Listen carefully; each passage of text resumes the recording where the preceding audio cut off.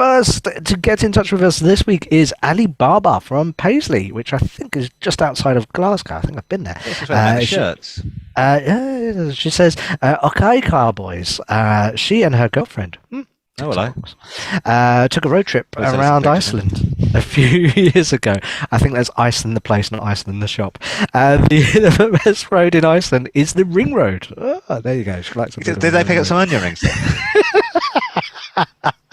Apparently it's called Route 1 and it's around 1,300 kilometres. Wow. And essentially creates a large circle around the island. This is a route that has one of the more popular road trip routes around the country, as it's easy to follow and gives visitors an introduction to the wide range of landscape, scenery and activities geezers in Iceland. It's funny, they go to the not going to go there. It's two lesbians that go to a country that's full of geezers. They should have gone to Lesbos. They'd have been happier. That's in Greece. It's an island in Greece. Yes. There are several options for car rentals when planning a self-drive road trip in Iceland. If you're planning on sticking to the main roads, a regular car rental would be sufficient. However, if you're looking to venture off-road on the F-roads, F-road. F-roads. Is it just like the way they say off-road in Icelandic? Yes, I want to go off-roading.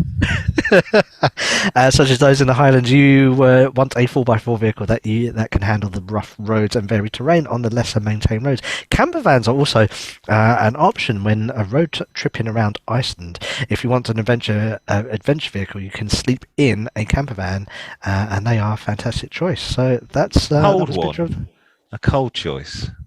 Yes, it probably is. But there's two of them; they might cuddle up together. Who knows? Let's just take a moment. These are big. Yeah. Okay, yeah, and I've got that mental image there. My brother rented a camper van in winter in New Zealand. He said he'd never do it again. I'm just saying.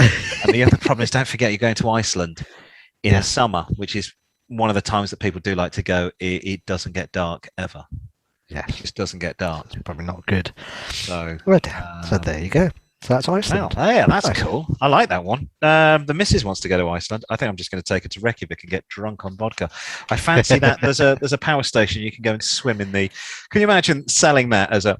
There's a power station that you go and swim in the lake outside. Can you imagine in somewhere like Newark or Darlington? You go. I don't really fancy that. But in Iceland, it's a natural spring power station. It's clean. It's very clean, and you can go outside and drink. They have this vodka festival every year, I think in autumn, and you can jump in the lake absolutely trolled, which sounds fantastic. Last up, email from Jack of All Trades 360, who says, "Good day, lads. Do you know the Jack of All Trades? It's always misquoted. It's misquoted." To talk down people who've got many skills. Yeah, Jack of all trades, master of none, but better Jack of all trades than a master of one. That is the official. Yes, thank you very much. That's what I always say to people. Educational, this show. Educational. Learn something new every day. He says, "Good day, lads." I assume he's Australian. "I love Car-Boyz. It'd be a great way to see you promise here in Australia." Listen, I would love to come to Australia. I've been many times, but unfortunately they won't let us in. They're currently experimenting with some real social well, they're experimenting with something over there. I don't know what it quite is. I know that my brother's been out of his house in Melbourne for about 2 years now. Wow. It says the best highway they have is the Barossa, located near Adelaide in South Australia. The Barossa is approximately 60 kilometres, 43 miles, just over an hour drive north of Adelaide, one of the world's greatest wine growing areas, with more than 150 wineries, or as we say in cultured Europe, vineyards, and 80 cellar doors. There's nothing there, just a cellar door, mate. Tour the Barossa. Leads to nowhere. Cellar door on the side of the road. Tour the Barossa by bicycle, motorbike, vintage car, hot air balloon, or helicopter, and wine and dine all your way around some of Australia's finest restaurants. A world of gastronomic delight awaits you in this picturesque cluster of villages, rolling hills, stone churches, and vineyards. I once met a woman in Australia, in Queensland, that ran a business that did helicopter fishing.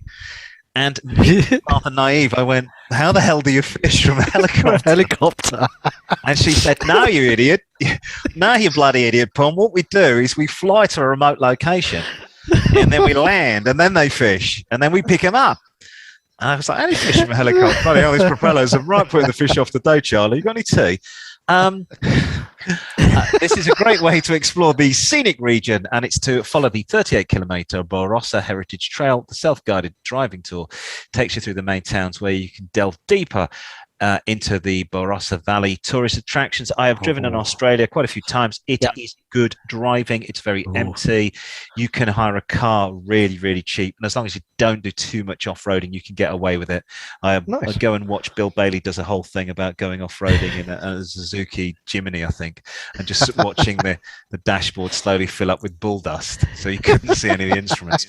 But nice wine region. If you do want to go out and have a bit of a session, they also probably do tours out of Adelaide on the bus, so you can go on the bus with a load of people. My father's done it out of Melbourne. I'm trying to think of the valley. There's a big famous valley just outside of Melbourne, and you drive there. It takes a couple of hours to get there, and then you just go around wineries, vineyards, and you get drunk and you get back on the bus, fall asleep, and wake up back in Melbourne. About 80 quid. Brilliant. What was your uncle? Fantastic. Yes, usual address if you would like to suggest a driving road. These are quite spectacular ones we've had the last few weeks. If you want to suggest something like literally one of my normal one of my favourite driving roads is the Banbury Road to the Shipston Road in Stratford upon Avon, and it's a very, very little narrow road where you can only get one car down, and it's really it's a bit like London. Exactly like London, more green. It's time now for our royalty-free music. Unless you're in North London. North London, unless you live in North London.